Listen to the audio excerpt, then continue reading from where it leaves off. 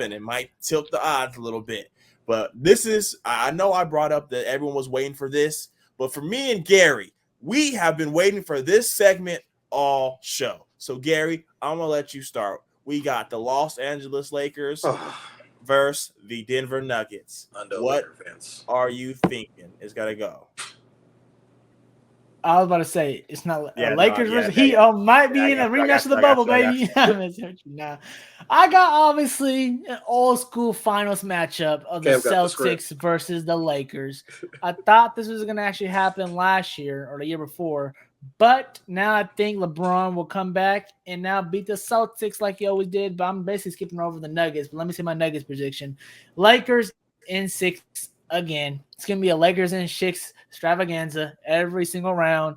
Again, they're going to steal one of the first 2 games. They're going to come back home, win 2 games, go lose game 5, come back and win game 6 again.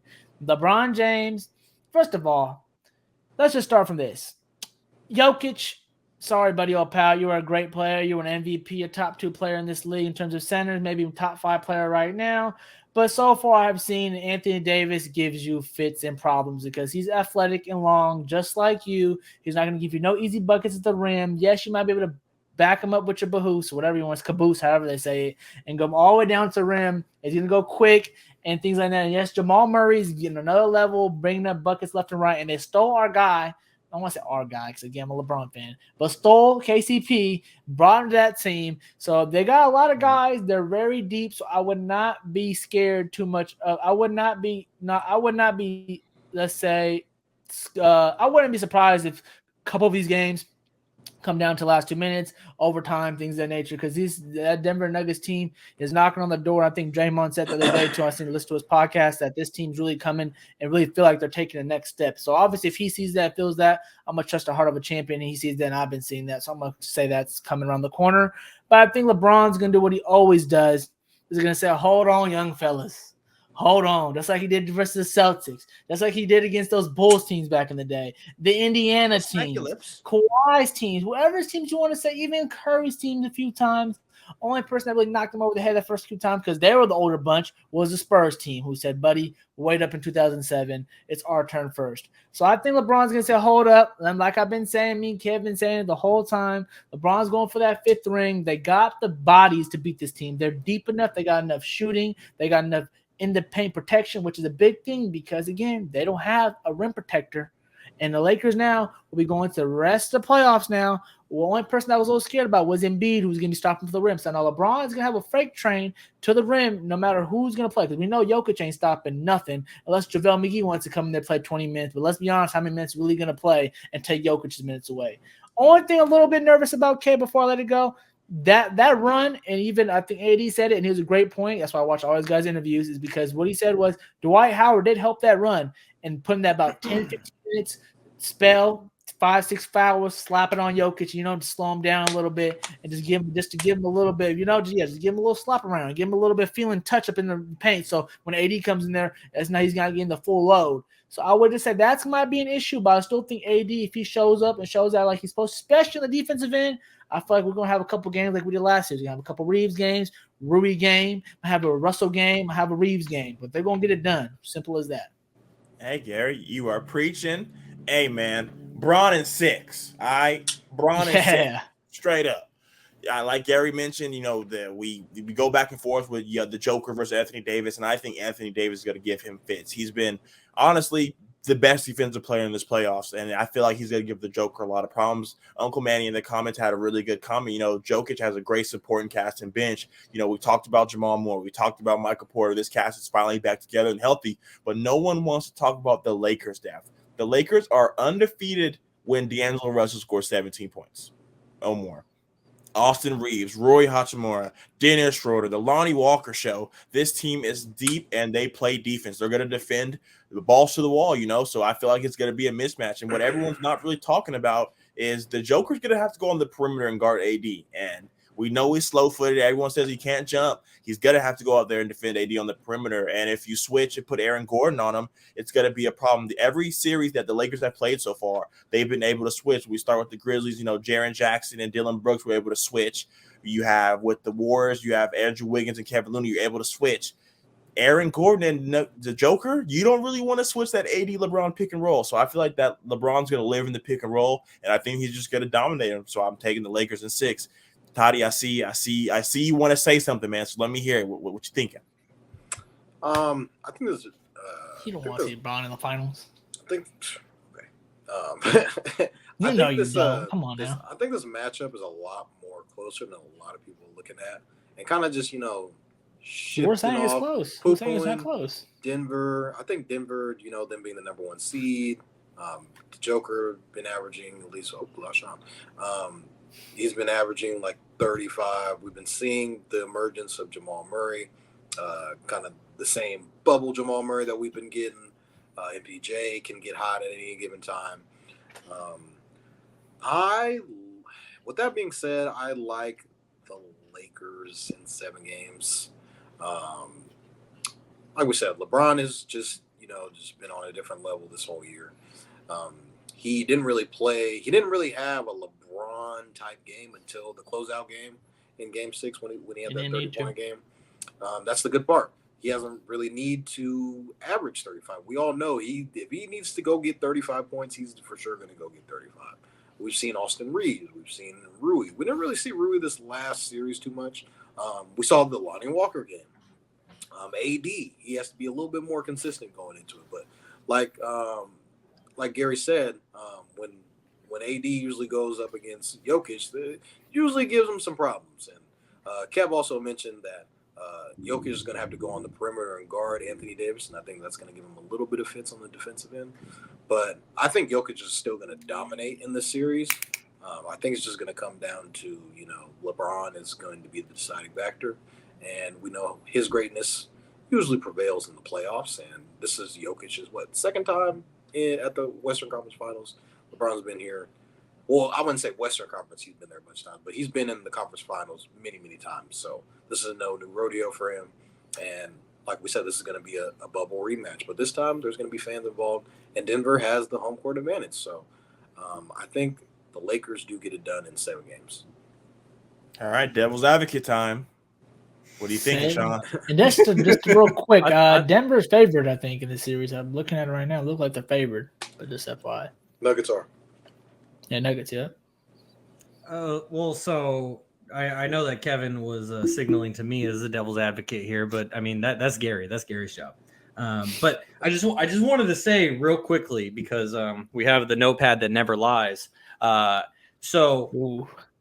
When we look at the last round, so I did hit 3 out of 4 of my series. The only one I got wrong was the Philadelphia series for the picking the winner. But when we come to who picked the winner in the correct amount of games, Nuggets and Suns series, we got Kevin.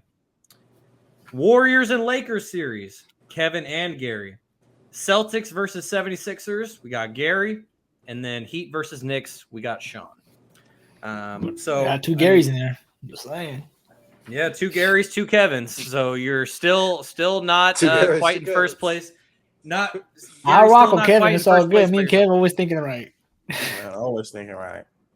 Well, I mean, we can review the first round and the play-in if you want to go that far, but I just figured we would talk about the second round. But anyways, I just wanted to mention that real quickly because the Heat versus Knicks series, everyone picked against the Knicks. I picked for the Knicks. We saw what happened there. Celtics versus Heat, everyone's picking the Celtics. I'm the only one to pick the Heat. I guess we'll have to find out what happens in a couple of weeks. Kevin, picking the Lakers. Kevin, is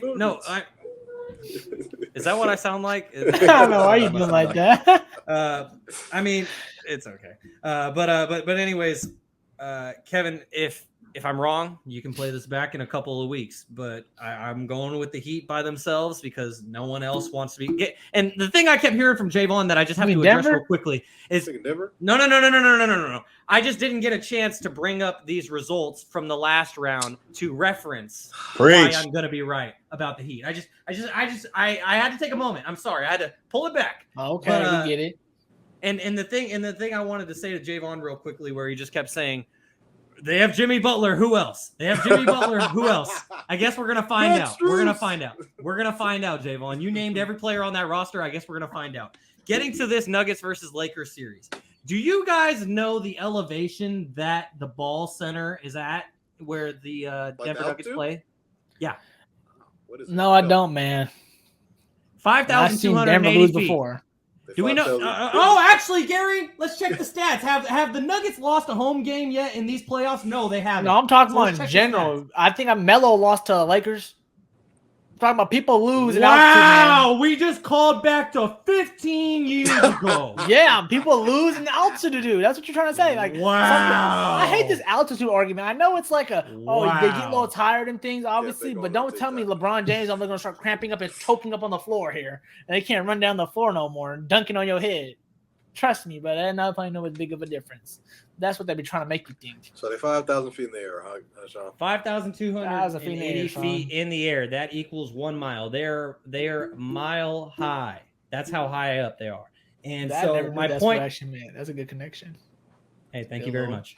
Hey, Gary, I'm happy to educate you because apparently you don't know about altitude. A little good nugget. No pun intended on that one. But I mean, Gary, it just seems like I have to educate you on altitude because you don't know what altitude is, and that is why the Denver Nuggets have the best home court advantage in the NBA.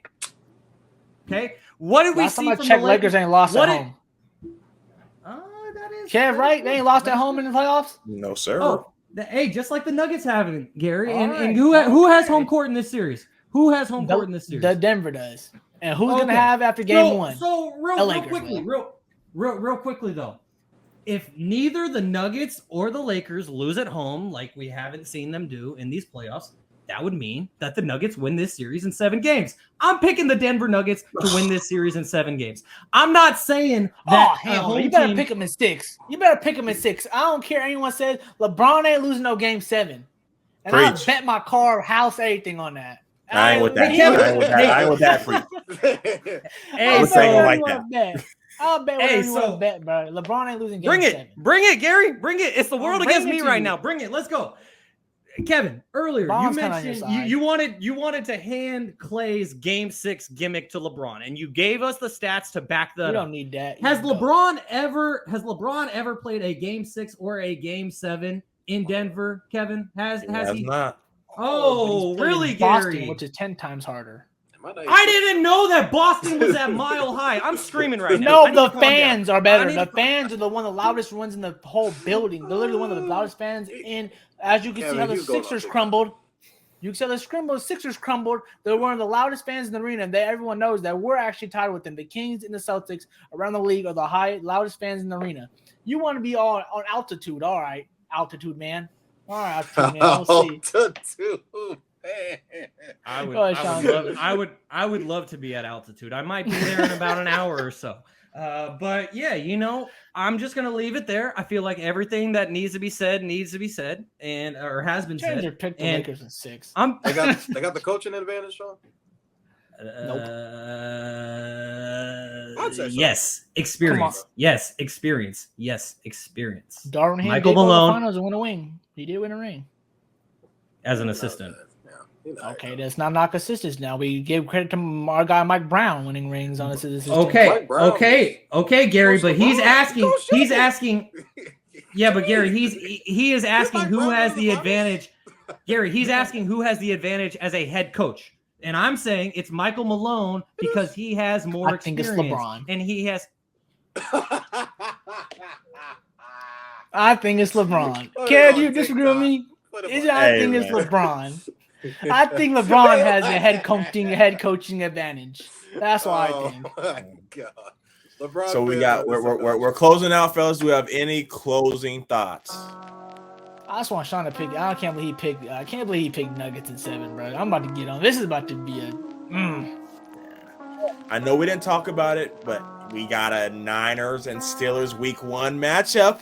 I heard the bets are cooking. So Stats Over Politics is really got to get going. So you are listening to Stats Over Politics, episode 29 with Kevin Dent, Jaevon Toddy. Our guy Shaun had to dip after the ridiculous comments, and my guy Garry Singh. We appreciate you guys tuning in, and we'll see you guys next week.